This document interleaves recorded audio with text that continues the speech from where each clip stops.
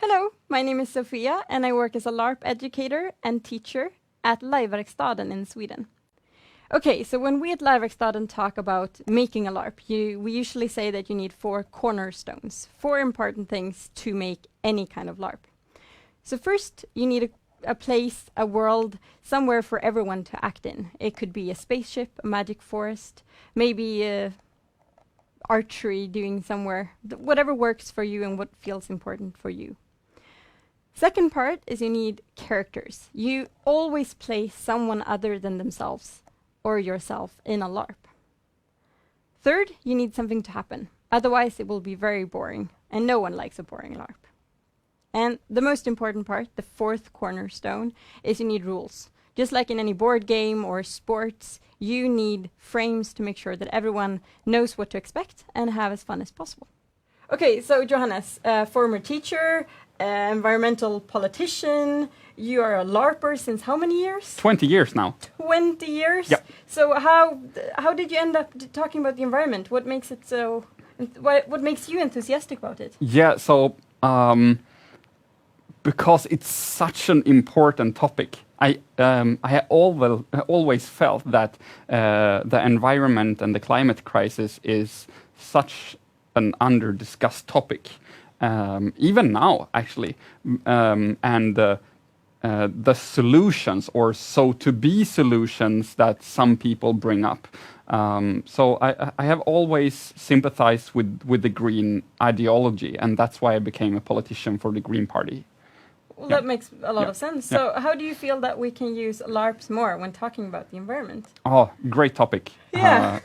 So LARP is such an perfect tool for learning and getting new perspectives into your life or into your organization and such. Yeah. Because you can have topics where you end up having to deal with tasks that you have not thought about before. Yeah. And you can incorporate that into the environment and the climate crisis. Definitely. Yeah.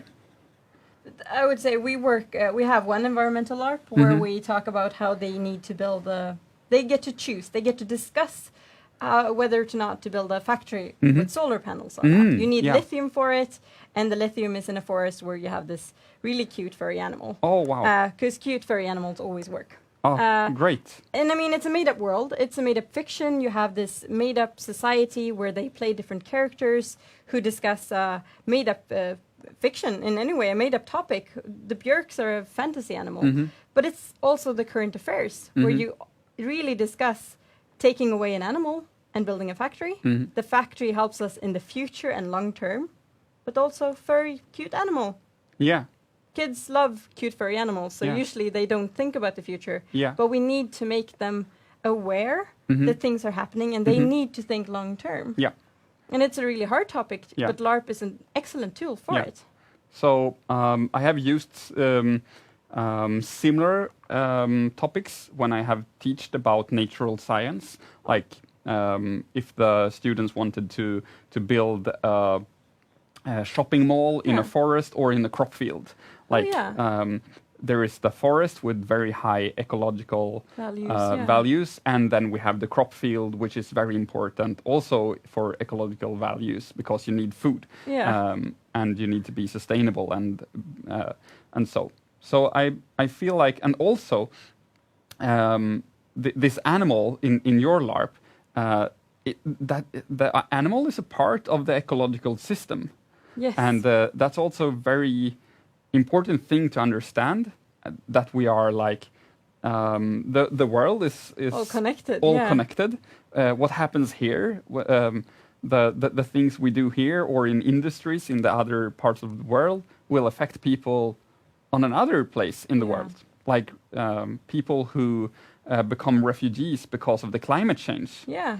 Maybe there's a scarcity about fresh water, or you cannot longer grow the crops that you used to do in a specific region. And I mean, the refugee is talking about refugee, and it's hard to know. You can never really understand it if you haven't experienced it. But LARP gives you a way of talking about difficult topics. For example, the refugee situation connected to the environmental issue, and doing it in a safe environment so that everyone doing the LARP feels that they get a connection and a feeling of what's going on without actually experiencing a refugee situation. And one thing that I feel like when I, as a politician, also make decisions, I always try to remind myself about who are the other parts here. Yeah. Like what people, what region, what ecological system will have some effects when I make this decision. Like, is there an animal in this forest which have very high ecological values, or even their own self-value, of course, also. Course. So, and who brings their topics into this decision making? Yeah. And I feel like that's a part which can be used more, and also in your everyday life.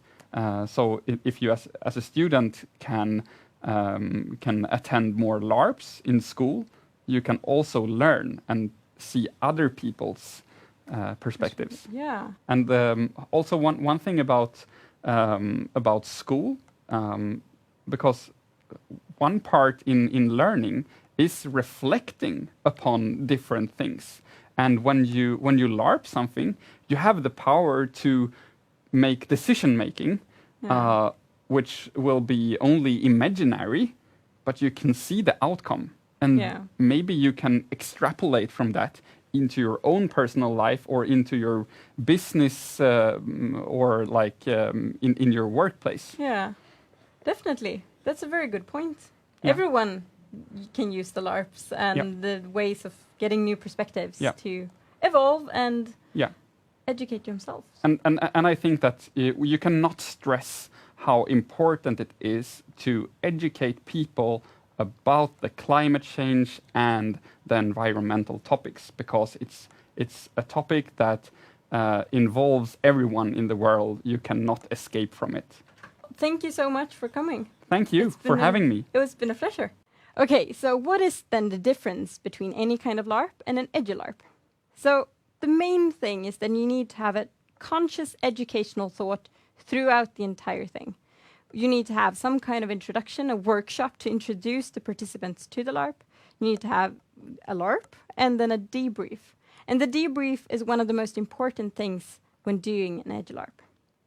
So during the debrief, the participants get a chance to internalize the experience and the knowledge from the LARP, and making sure that they get the connection to themselves, to the world today, and to the fiction and what is happening is what makes it an EduLarp.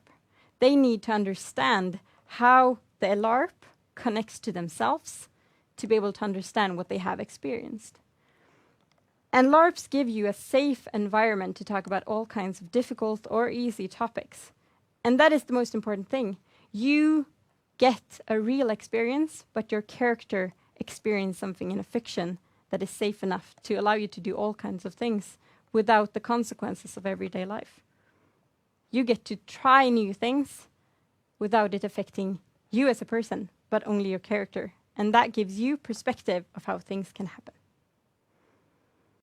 A lot of people in Sweden use EduLarps in different ways. For example, the Church of Sweden, the police, firefighters, the army, and personnel at hospitals all use role-playing games in different ways to practice situations in different events for the future, to know what to expect. It's an awesome tool in so many ways. In Sweden, non-private and private schools can all apply for funds, cultural funds, to do activities in school. We have a Council of Cultural Affairs that grants these funds for LARP and many other activities. We, in Sweden, welcome all kinds of different cultural activities to broaden and put a variation in our educational system. There are a lot of other societies and theaters and other cultural schools who use EduLarps the way we do at Liveverkstaden. And it's growing as an educational tool on so many levels.